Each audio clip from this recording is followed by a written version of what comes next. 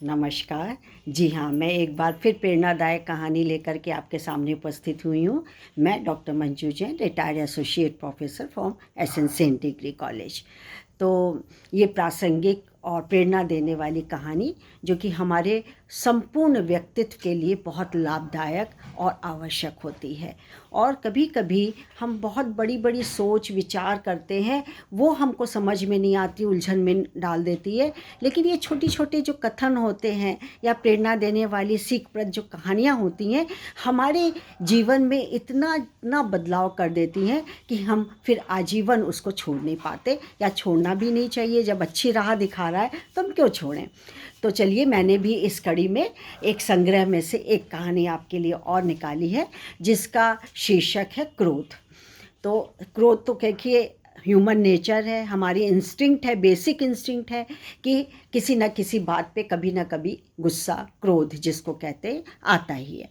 लेकिन क्या है इसकी फ्रिक्वेंसी, इसकी क्वांटिटी, इसकी क्वालिटी क्या है, ये इंडिविजुअल पर निर्भर करता है। बहुत तेज आता है, बहुत जल्दी जल्दी आता है, ये हमारे ऊपर निर्भर करता है। लेकिन हर कोई, चाहे कहीं भी आप पढ़ लीजिए कुछ भी, उसमें यही लिखा रहता है, जिस्ट सबका निचोड़ ये होता है कि हमें बेमतलब में क्रोध नहीं करना चाहिए, या एक लिमिट में करें, शांत कूल हो करके उस मामले को निपटा सकते हैं।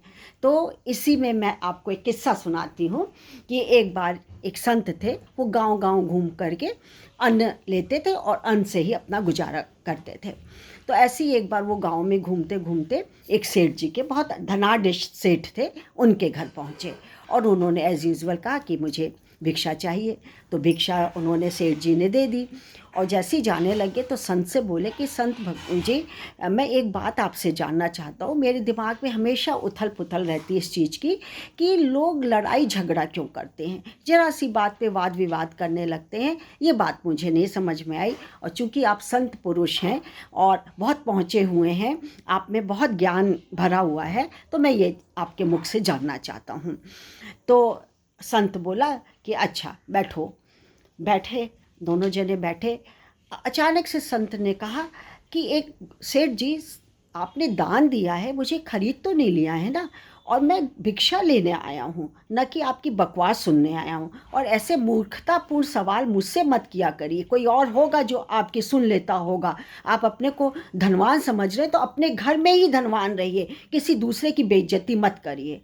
ओ बाबा, इतनी बात बोल दी संत ने। लेकिन संत आवेश में नहीं थे, उन्होंने अपनी बात को उन तक पहुंचाने का एक तरीका खोजा कि वो है।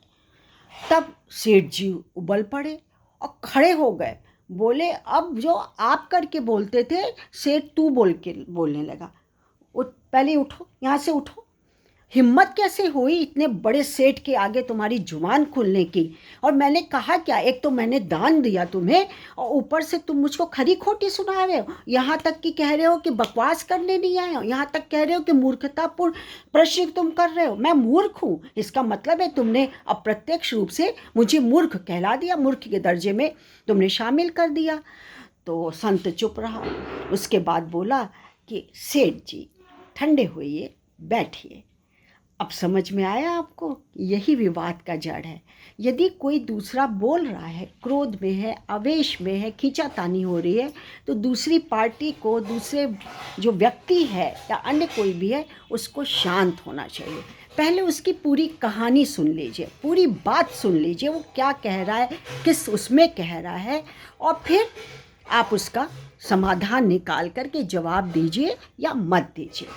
अब आप जब क्रोध से भुनभुना रहे थे, आवेश में आप खड़े होकर के मुझको दुत्कार रहे थे, मैं उस समय बिल्कुल शांत था, मैंने आपसे तो कुछ नहीं कहा। अब यदि मैं पलट करके तू मैं करने लगता, वाद विवाद कर लेता, तो यही लड़ाई झगड़े का कारण है।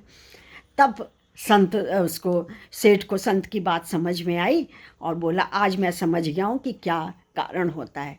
तो मित्रों, मेरा कहने का भी यही ध्येय है कि आप अपने बच्चों को, जो कहानी सुनने लायक, समझने लायक हो गए हैं, या हमारे व्यक्तित्व में भी होता है कि हम कभी कभी नाराज़ कुछ ज़्यादा हो जाते हैं, गुस्सा करने लगते हैं, बेवजह में क्रोध आ जाता है, उसमें पता नहीं अपने आवेश में हम क्या क्या बोल देते हैं, ये हमें भी नहीं पता लगता है।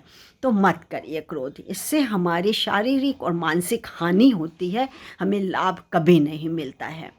तो इसके लिए मैंने एक कोटेशन भी आपके लिए लिख रखा है।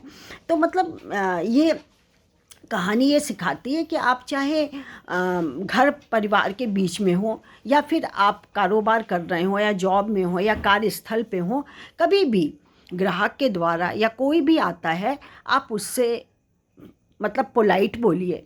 यदि दूसरा आपसे गलत तरीके से व्यवहार कर रहा है, बोल रहा है, या क्रोध में है, आवेश में है, तो उस घड़ी आप चुप हो जाइए। देखिए, क्रोध शांत करने के लिए मेडिसिन तो होती हैं, लेकिन उसके पहले हमको अपने मन को शांत करना पड़ेगा, एकाग्रचित होना पड़ेगा।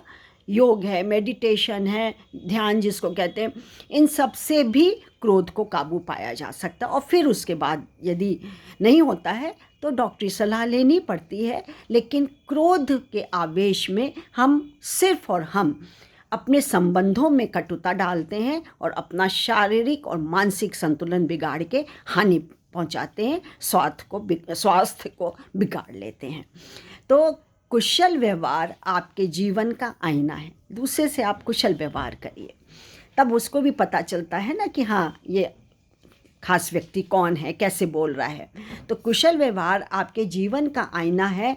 इसका आप जितना अधिक इस्तेमाल करेंगे, आपकी चमक उतनी ही बढ़ती जाएगी। ये बात बिल्कुल सही है। तो सखियों, कैसा लगा मेरा ये आपका ये जो कहानी मैंने अपने संग्रह से आपको प्रेषित की है? यदि अच्छी लगी हो तो ज़रूर लाभान्वित होइए, बच्चों को सुनाइए, और लाइक और शेयर करना मत भूलिएगा।